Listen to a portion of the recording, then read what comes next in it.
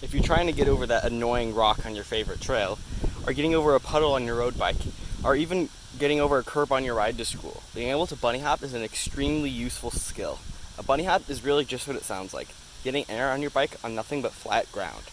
This can be achieved in just 5 easy steps. 1. Judging and getting the right speed. 2. Preloading your bike. 3. Popping your front wheel. 4. Popping your back wheel. And 5. Landing. But before we do any of these steps, we need to address the most important thing about bunny hopping, and the most important thing about biking in general, and that's safety. A helmet is absolutely required, and you can use gloves or knee pads if you want for that extra little bit of protection. A fall could happen at any time, even on soft grass like this. Now that we got our gear on, let's hop. The first step is judging the right speed. Usually faster makes for an easier hop when you're trying to get over something, because the physical distance that you're in the air for is longer. But when you're learning, I'd recommend a slower speed. Next is the preload. A good way to think of a bunny hop is like a normal hop done without a bike. When we do this, we bend down a little bit. We do the same with a bike, but at the same time, you're going to want to push your weight into your bike as you see here. This compresses the suspension and compresses the tires as well. When they are compressed, they absorb force and then let that force out.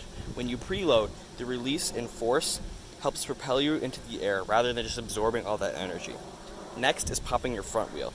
To do this, we launch your weight back and up, pulling the front of our bike with us. It's important to pop your wheel up with your weight, not your arms. A good way to tell if you're doing it right is if you can get the front wheel off the ground with keeping your arms straight, like so. Then we have to pop the rear wheel. At this point, we should have already launched our weight up, so this step is kind of like lifting the rest of the bike up with us. It may seem impossible to lift the back end of your bike because there's nothing to grab onto.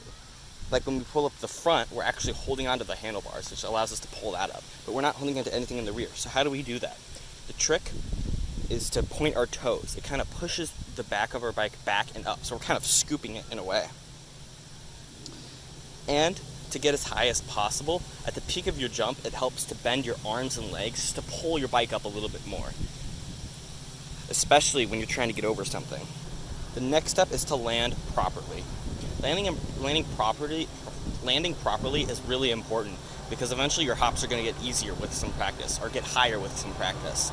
And if you jump off some things like a picnic table or a curb, that extra air, you're going to want to land properly to absorb that force. The real trick is to try and land with both wheels at the same time. This makes it easier on your bike and you. And when you hit the ground, you want to have your arms almost fully extended, but with a slight bend in both.